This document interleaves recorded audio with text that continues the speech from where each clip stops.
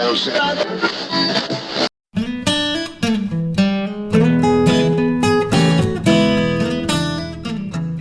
and welcome to Wise About Texas, the Texas History Podcast. I'm your host, Ken Wise, and thank you very much for tuning in today for a little Texas history.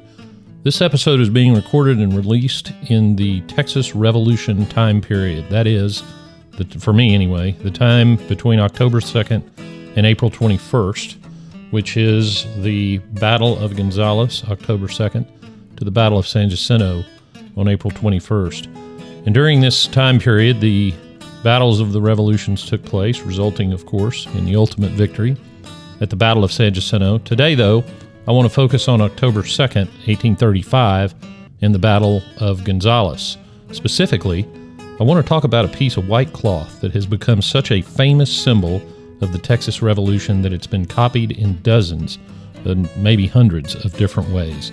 Of course, I'm talking about the famous Come and Take It flag. So let's go back to 1835 and get wise about Texas.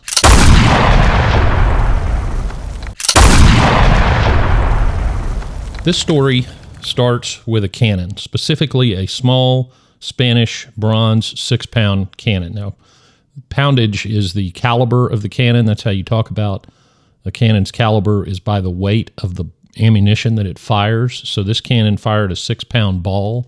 Now, a 6-pound cannonball is not very big. It's a little bigger, of course, if you're on the receiving end of it. But this was a pretty small cannon. And in 1831, James Tumlinson, Jr., from the DeWitt Colony, where Gonzales was located, received the cannon from the Mexican authorities in Behar. We don't know how the colonists used this cannon, and what I mean is how they deployed it. It was there to scare away Comanche raiders. One historian of Texas Revolution artillery believes that the cannon was likely mounted on a swivel in a blockhouse, because we know there were some blockhouses at Gonzales. And if it was mounted on a swivel, the Indians would be able to see it and hopefully go a different direction. But we don't know for sure. But the Texas Revolution starts to build momentum. And, of course, the Mexican authorities, under Santa Anna's direction, did what all dictatorships will do to suppress the population. They tried to take their weapons away and specifically demanded this cannon back. The commander at Behar sent a corporal and 5 men to get the cannon. The Texians at Gonzales took those men prisoner and buried the cannon, so that wasn't going to work. So the commander at Behar sends, whose name was Ugartecha, sends 100 men under Francisco Castaneda. They were met and attacked by 200 or so Texians at 5 in the morning of October 2nd, 1835, according to Castaneda's report to Ugartecha. He reports one soldier was shot dead. And that's really about it for the Battle of Gonzales. But that's not really the most famous remembrance of that encounter. It's the flag that gets the most attention. And of course, I'm talking about the Come and Take It flag. Everybody listening to this podcast, no doubt, knows exactly what this is. You probably have a T-shirt or a sticker or something with this flag on it. I know I have an actual flag that says it. And this is the flag that has a cannon drawn on it and a lone star and the phrase, "Come and take it." The phrase is supposedly borrowed from the Greek phrase, "Malone lave." Now, I did consult with a Greek friend of mine, Marilyn Valandos, who taught me how to pronounce that. Thank you, Marilyn. It's spelled Molonlabe, Malone lave, which translates into "come and take them." And before the Battle of Thermopylae in 480 BC, the Persian Xerxes I demanded that the Spartan commander Leonidas I lay down his arms, and Leonidas responded with that phrase in defiance. And we'll get to that more about that phrase in a minute. One early description of the Come and Take It flag is found in Noah Smithwick's memoir, Evolution of a State. And Smithwick dictated his memoirs to his daughter in the late 1800s. They were published in 1900, and if I recall correctly, Smithwick was in his 90s when he was doing this, and he was blind or nearly blind. But it is an excellent source. You kind of have to factor all that in. to his recollections, but it is an excellent source of information about life in the early Republic of Texas. And Smithwick says he arrived in Gonzales on October 3rd, 1835, the day after the battle.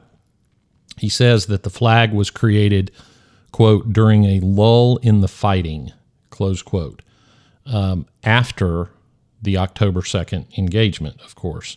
He describes it as being created for, quote, Austin's army, close quote. Now, Austin was going to take command of the army. Remember, we've talked about the Texas Army, which was really a volunteer militia at this point.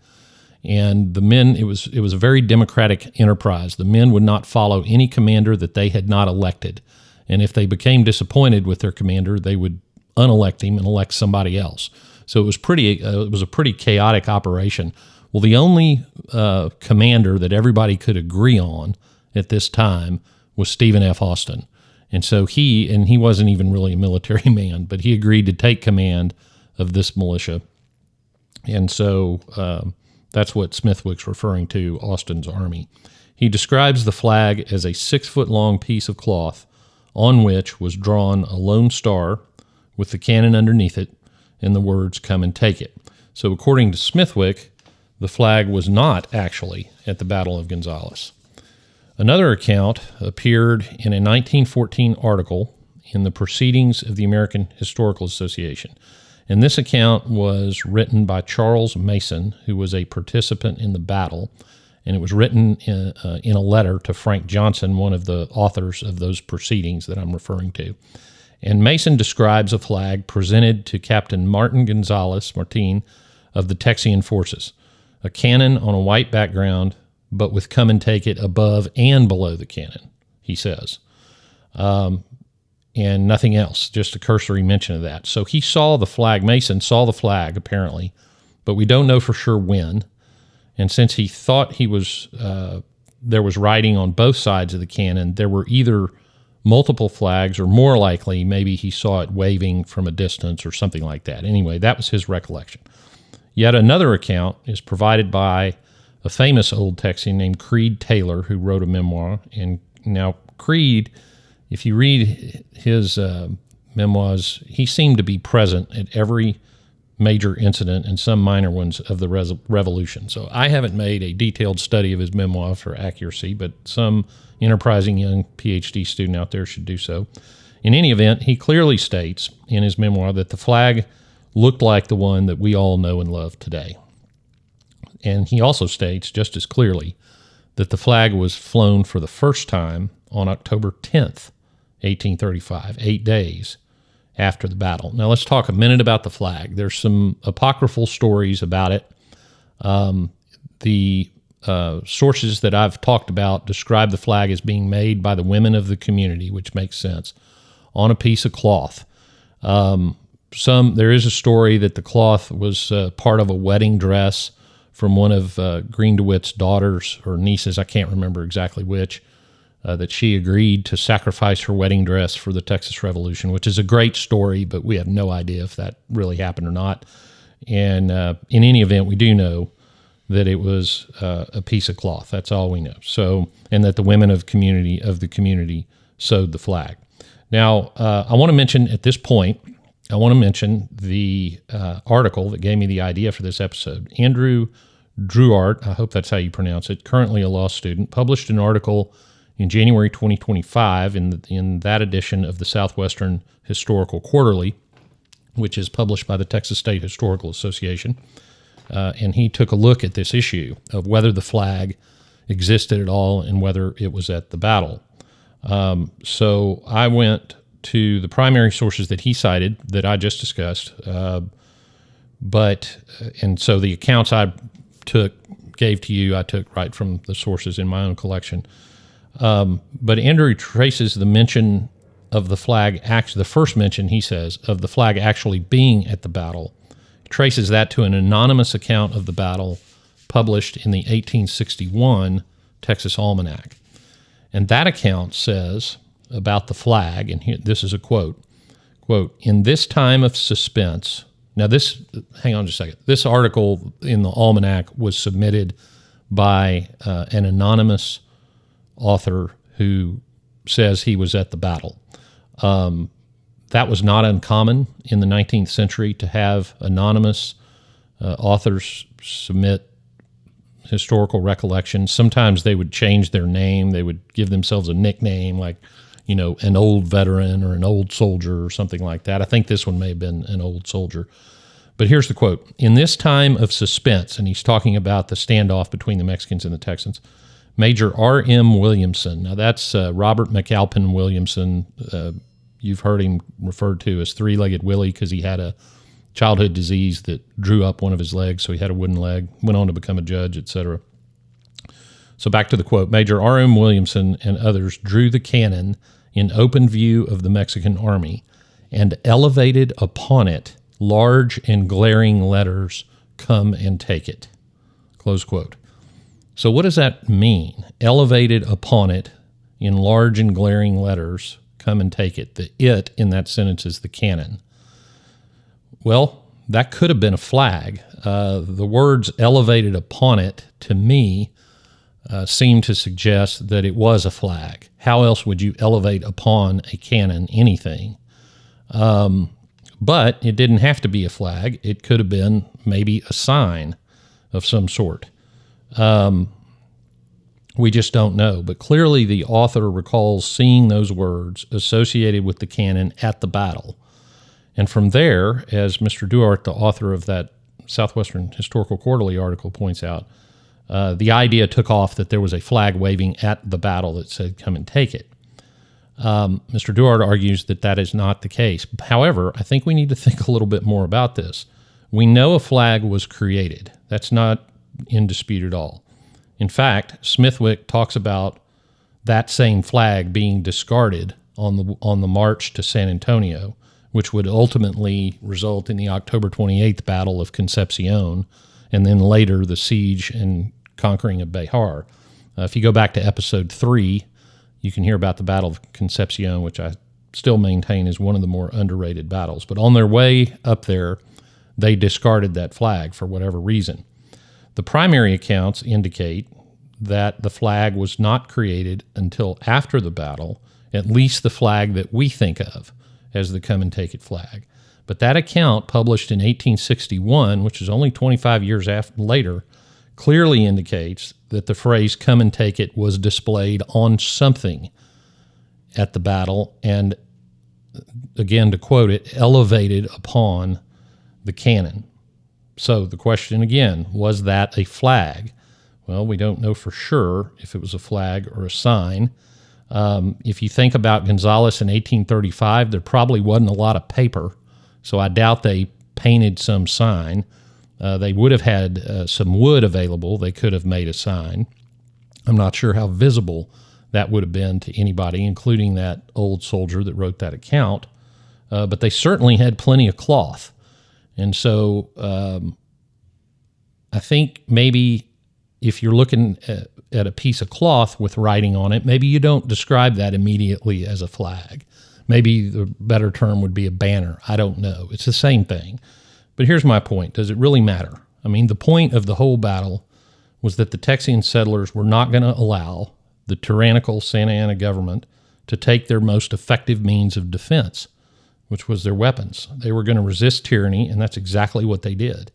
They rallied behind the "Come and Take It" spirit, and according to the best sources we have, they displayed those words to the Mexican troops and at least commemorated the event by creating a flag to go with the army toward the capital, which, of course, they would seize in December of 1835. We know that the use of the phrase "Come and Take It" in connection with the Mexican army's attempts to seize the cannon happened. And I think all these firsthand accounts sort of fit together. The account from the participant in the battle says the words were displayed to the Mexican army, somehow elevated upon the cannon. The other accounts describe a flag being created after the battle with the same phrase, and I doubt that is a coincidence. I think the most likely scenario is the flag makers used the words that the Texians displayed. That's what gave them the idea. So the idea was created at the battle. And like so many questions in history, how they actually displayed it, we will probably never know for sure in the language that we would prefer, strong, direct language. Another question that I have, just as an aside, is whose idea was it to use that phrase? There was some classical education among the Texians, not much, but some, so it could have come from there. But the phrase was also deployed during the American Revolution, so that's probably where these Texians would have remembered it. And let me just say, I'm all for detail. I'm all for strict factual accuracy. Don't take anything I've said any other way. But sometimes you got to just piece it together, and sometimes your standard has to be more likely than not, rather than beyond any reasonable doubt. So I'm going to say here, I think those words were likely written on a piece of cloth somehow and displayed on that cannon. And to me, that's a flag. But no matter what, the come and take it spirit remains in Texas, of course. You see depictions of that flag everywhere, and rightfully so. When it first flew in that form is not all that important. The Texians said it, and they lived it. So when someone tries to mess with Texas, you know exactly what to tell them. Well, now we come to the part of the episode I call Getting There, where I tell you how to go see some of the places. The actual Battle of Gonzales took place 7 miles north of Gonzales on land owned by Ezekiel Williams on the west side of the Guadalupe River. I believe it's still in private hands. The actual come and take it cannon, however, survives, and it's on display in the Gonzales Memorial Museum, which is located at 414 Smith Street in Gonzales. It's a great museum, beautiful Art Deco building. Go over there and check out the come and take it cannon. Tell them I said hello. I hope they still sell the Christmas ornaments of the come and take it flag. That's one of my favorite tree decorations, and I know you will enjoy your time in Gonzales. Well, that wraps up this episode of Wise About Texas. If you want to support the preservation and promotion of Texas history, go to patreon.com/wiseabouttexas. Find us on Instagram and X at Wise About Texas. Follow the Wise About Texas Facebook page. And go out and do something for Texas today.